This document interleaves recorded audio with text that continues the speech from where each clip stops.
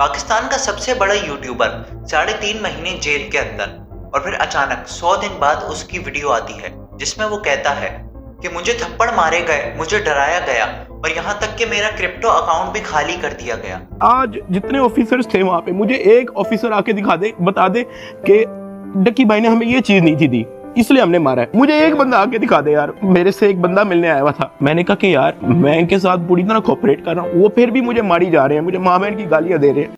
ये सिर्फ एक यूट्यूबर का केस नहीं है, ये पाकिस्तान की सिस्टम के अंदर चलने वाली पावर का गेम है। आज की वीडियो में हम देखेंगे कि डक्की को किसने फंसाया और किसने बचाया।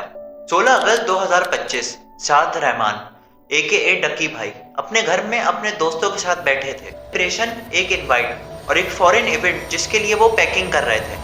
उसको बिल्कुल अंदाजा नहीं था कि उसके अगले जिंदगी के 24 घंटे उसकी जिंदगी बदलने वाले हैं। 17 अगस्त को जब वो लाहौर एयरपोर्ट पहुंचा तो NCCIA ने उसको अरेस्ट कर लिया। यूट्यूबर सादुर रहमान उर्फ डक्की भाई को लाहौर एयरपोर्ट से गिरफ्तार कर लिया गया। चार्जेस, ऑनलाइन गैम्बलिंग एप्स की प्रमोशन, इलीगल अर्निंग और मनी लॉन्ड्रिंग।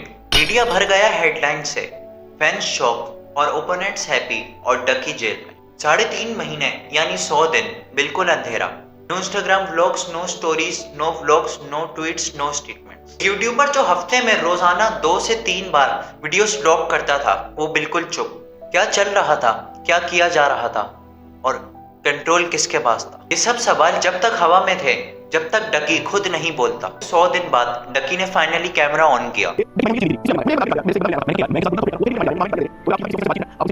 और कहता है कि मुझे ऑफिसर ने थप्पड़ मारा और गालियां दी। वो ये भी कहता है कि एक एडिशनल डायरेक्टर ने एक बच्चे को कॉल की और उस बच्चे को कहा कि डक्की भाई को गालियां दो। कहता है सबसे heavy part, the Binance account allegation. Ducky कहता है कि मेरे बाइनेंस को फोर्सफुली ओपन करवाया और मेरी सारी ट्रेड बंद करवा दी और $3,26,000 यानी पाकिस्तान के पैसों में अगर कन्वर्ट करें तो यानी 9 करोड़ अपने पर्सनल अकाउंट में ट्रांसफर कर लिए। और जब डक्की ने पूछा कि ये पैसे अपने प्राइवेट अकाउंट में क्यों डाले तो ऑफिसर ने कोई जवाब नहीं दिया। और फिर डक्की का कहना यह है कि उन्होंने कोर्ट में झूठा क्लेम किया कि डक्की के पास से ये पैसे निकले। ये एलिगेशन पाकिस्तान के साइबर क्राइम हिस्ट्री का सबसे बड़ा ट्विस्ट बन गया।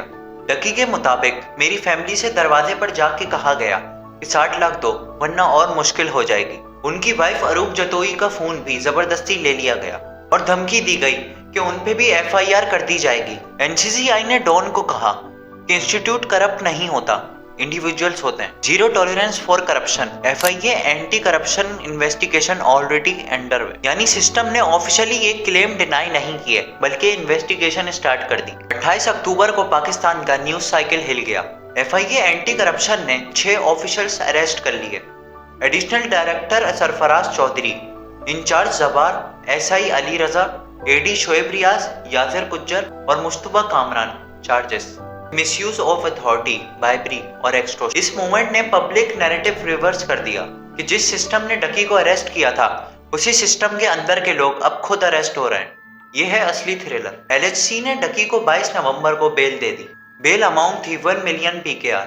जजेस ने डक्की को रिलीज कर दिया, लेकिन इस केस की डेप्थ समझना भी जरूरी है। NCCIA not is equals to court, court not is equals to FIA और FIA anti corruption not is equals to NCCIA।